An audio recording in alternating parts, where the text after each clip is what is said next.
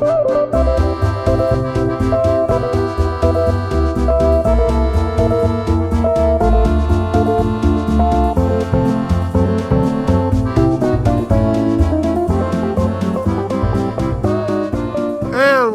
ladies and gentlemen, here live on the Dukect Lounge. Thank you so much for joining me, Dukect, and let's talk about the WWE. You know, something that's not depressing.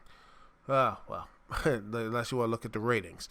But anyway, let's get into the big summer. Hold the big SummerSlam at 2019. So let's look at the preview of the cards and see which show, because WWE has been not really doing that good. So I honestly can't wait to see what's the big shows are going to do. What are they going to do? What are they going to put on the pre-show? What are they going to do with this stuff here?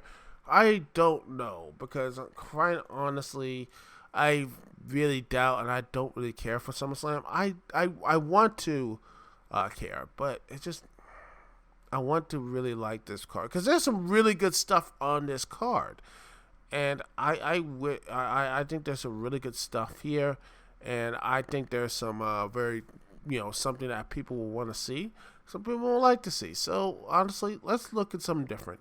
I'm gonna look at the positive stuff that I want to go see, and people want and I want to hear what you guys think of what the matches you can't wait for and talk about here.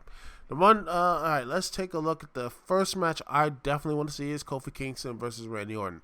It's amazing how you remember, honestly, who would have thought that Kofi Kingston would have a much more interesting and fun championship reign than Seth Rollins? If someone told you at the beginning of this year, you would have thought that would have been insane. That's insane right there, people. But yeah, Kofi Kingston, Randy Orton, honestly, Randy Orton, when he cares, he's great. And I think Kofi, when he's on, he's on. And I think he's still going to have a really fun and exciting match. And I wish it was truly for the main event, because quite honestly, I don't want Brock Lesnar. Hell, had Brock Lesnar kill Seth Rollins early in the show, so I wouldn't care. I mean, honestly, Kofi Kingston, like I said, he has become the WWE Championship. He has made that belt into something. He has defended it more than Seth Rollins did. He has, has more interesting, more better storylines and more interesting opponents than Seth Rollins. And quite honestly, Kofi Kingston has done. There is nothing that Seth Rollins, that championship reign is just, I'm going to say right now, the Universal Championship is just goddamn cursed. I have not seen anyone hold that belt with, had a good run with that belt. I don't know anyone else other than maybe, I would say the only person who's the babyface who held that championship was actually worth interesting and worth a damn was Goldberg. Yes, Goldberg. That's how things fallen. But yeah, I honestly think Kofi Kingston, Randy Orton, I think this is gonna be a fun match. I have Kingston winning. He'll retain the belt here. I don't see him losing. I wouldn't be surprised. They want to have a babyface win the championship at the new when Fox comes in and have SmackDown, which will be interesting. But we don't know yet, so it wouldn't surprise me either or. But I'm putting at Kofi Kingston and Randy Orton. Next up is AJ Styles and Ricochet for the United States Championship. Honestly, I wouldn't mind a hold back and forth for these two, because these two have great chemistry. Their action's on point, and even though it's more of a cartoonish way, Ricochet's entrance, I love that. I do like Ricochet and that whole swagger he has. And I wish they could show that a bit more. In NXT, they showed that, and I like that little flip he did with Dream, the Velveteen Dream, to show that stuff. That right there is character. That right there, it shows how it is. And WWE misses that. They didn't do that. They can't do that swagger for whatever reason. AJ Styles has had that. And hopefully, I think Ricochet and them winning, I think Ricochet will come close, but the club, the OC, will hold the gold and such, and dominate the mid card of Monday Night Raw. Personally, I would like him to dominate them for the time being, but who knows. Next up, Another match I can't wait to see is, funny enough, Goldberg versus Dolph Ziggler, just to have Dolph Ziggler completely get squashed, and Goldberg basically being with Goldberg. Match only happens 2 minutes, and Goldberg, gets a better match to end his illustrious career. Personally, I wish he never came back at all. After WrestleMania, him and Goldberg, beer match. No, Goldberg and Lesnar, which was fun. I loved it. And even though it was only a couple seconds, but yeah, Goldberg does best when he smashes it up. And you know what? That's, to me, I like. No wrestling matches don't need to be 28-minute, 500 500 false finishers. Ends with a roll-up. Sometimes wrestling matches can be short, sweet, and to the point. You don't need that. So hopefully WWE can, that's what I wish in Goldberg, and that's what I wish they could do more of, is to actually start doing that type of stuff. And I think that'd be a lot more positive. So, yeah, Goldberg, Dolph Ziggler, quick end and such. Another match can't wait to see, Finn Balor versus Bray Wyatt. The Fiend, which I can't wait to see in singles action. I like the way they've really done this stuff with Bray Wyatt, this whole, Firefly Funhouse, and it has that dark side. I can't wait to see what this do. Hopefully it puts Balor, because Balor wants to go take a rest, and I think that's what's going to happen. So I really wish it was the Demon who showed up, and then Bray kills the Demon, and then have Finn Balor come back with more of an edge or something. There's something in Finn that I don't like him, but there is people who do like Finn Balor. So I think that people would say, hey, you know what? Maybe come back with an edge or do something interesting and different. But yeah, the Fiend wins, so that looks like it's going to be a fun. Quick match, though. I think that's going to be something, something I can't really wait to see. Positive stuff. Also, Becky Lynch and Natalya I want to see. Yeah, I mean, Natalya was been built up as someone who's desperate to win this submission match, who desperately needs to do it. I mean, Natalya is going to be in her hometown. Becky Lynch is trying to be the man, trying to voice her up, trying to build her up. But who knows? I think Natalya could be... This could be, her arrogance, Becky Lynch's arrogance, can come back to bite her. And Natalya's being more ruthless. There is a storyline here, so I like that. And I think the match will be really good. I think salvageable. But at the end of the day, Lynch will win. Natalya, I think maybe this could be the start of a retirement storyline. Maybe Natalya just looks back after losing. She just has this, maybe the camera looks at it and she just like, I failed everybody, and she might actually maybe announce her retirement. And then, let's see. Let me look and see. Let's see. I gotta look. See who was. Let's see. Who could be? Then Sonya Blazer could show up on the main roster. Beats the crap out of her. She destroys Natalya.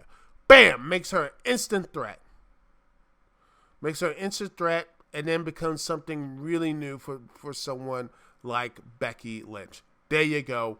Bam! I just made that threat, people. You're welcome. There you go, WWE. Knock yourself out. But now we get to the matches that I'm just least expecting. I know it's gonna be good. But I just really hope to be somewhat decent. The matches I don't really care for. The matches I don't care for is Kevin Owens and Shane McMahon. Owens loses before to quit WWE. Fine, I don't care. I want to see Owens lose. Then he can do a Midnight Rider gimmick. Fine, I don't care. Maybe Shane McMahon loses, but there's no consequence to Shane McMahon losing. Because Shane McMahon loses, Kevin Owens can just keep, they'll just have this storyline continuing going on over and over and over and over and over again till we just lose our minds. So I just want Shane McMahon to lose and just go away for a while, but he won't, but that's it. But yeah, or have, Kevin Owens wins here, but I don't know where they do after him after that. Next is the match I really don't really care to see is Bayley Ember Moon. I want Ember Moon to win, but the storyline just, I think Ember Moon needs to be rebuilt badly.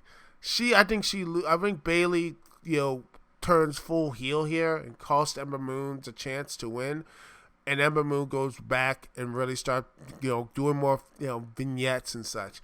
re-debut her as well, and then build her up, and have her win the championship around maybe the TLC or Royal Rumble to really just send that she is this, this dangerous threat. And they have Liv Morgan fight off at WrestleMania, have a singles match with SmackDown Women's Championship, for the first time in a long while, if not ever. But that's just me. Or maybe Ember Moon wins here and Bayley finally turns heel. Who knows? Next match is I really don't care about. The singles cruiserweight championship match, because cruiserweights, I just don't care about the cruiserweights, because if the cruiserweights are fighting for the championships, I mean, why are you doing this? I mean, and they're not really part of the main show, so it's just too much. It's fluff. The 205 Live Championship is fluff. It's all filler. Drew Gulak versus Oni Lawson. I should care about it, but I don't. Drew Gulak has just become bland and uninteresting. So yeah, Drew Gulak wins. Oni Lawson goes back to being an extra Lord of the Rings, and we move on. And now we get to the match that I really don't care for, is Brock Lesnar versus Seth Rollins. Yes, this match is so bad. I'm looking forward more to the Cruiserweight Championship than the Universal Champ. That's how bad this thing is. That's how bad I don't care about this match and this feud, ladies and gentlemen. Seth Rollins looks like a complete, let's see. Let's do WWE, swear words and just, let's see. Seth Rollins has been acting like a total bitch. Seriously, he has been. He's been acting like that since he won the Euro Championship, defended it last, being in these cringy, terrible storylines with Baron Corbin and his girl and all this stuff.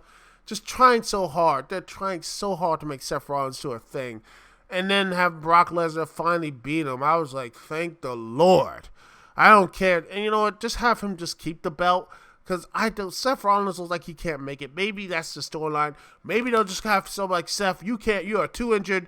You can't do anything. Let's have somebody else fighting for Seth. And you have Bam, Braun Strowman, Lashley, someone who's actually a big physical threat. That will be interesting and such. Because Seth Rollins proved to me that, man, he may be a star, but he ain't no main event player. He ain't that main event player. I thought he was. I thought once upon a time, I thought he could be the next gen version of Jeff Hardy. But I don't know. I was sick and tired of his heel run, which no one really cared for. And a face run I didn't care for either. Beast Slayer, Beast is still here. King Slayer, Triple H is still here. Duke makes nicknames, but yet the guys they slayed are still here and competing. What is...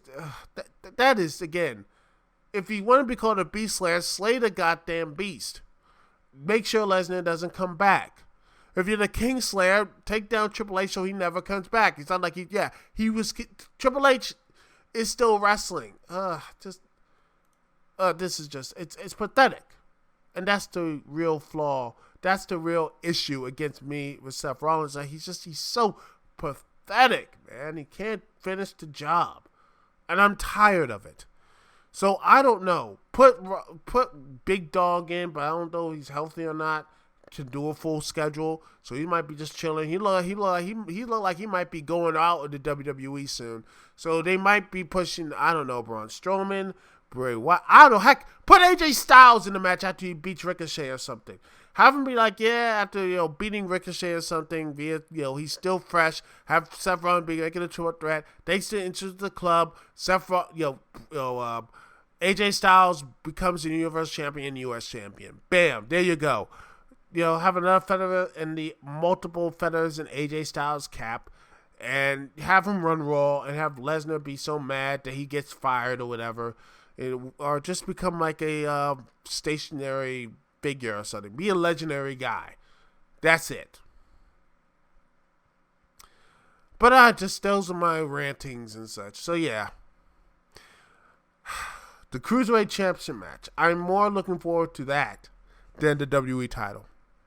The WWE Universal Championship. One of the big heavyweight championships. That's how low we are falling, ladies and gentlemen. But hopefully, maybe this show could be great. I don't know. I know probably these matches are going to be on the pre-show. Then again, it's just amazing me that a show like this has not had a pre-show match. And this is only on Wednesday, so who knows what's going to be on the pre-show. or they're just going to just run all 10 matches at once. And by the way, we still have the whole Roman Reigns mystery. And I'll probably talk a bit about later on about how, next week podcast, a little bit of teaser for you. I mean, serious events like, attendant murder storylines of pro wrestling, good, bad, or different. Because people want to talk about that in the forums over in the Freaking Awesome Network forums, talking about that. I'll probably talk about that later on and such, next week, if that storyline stuff are good or bad or whatever. But who knows? That's we're gonna find out all at SummerSlam. So anyway, that's it, ladies and gentlemen. That's it. The show.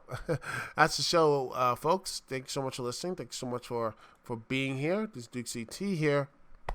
Peace and love. I will see y'all when I see y'all later.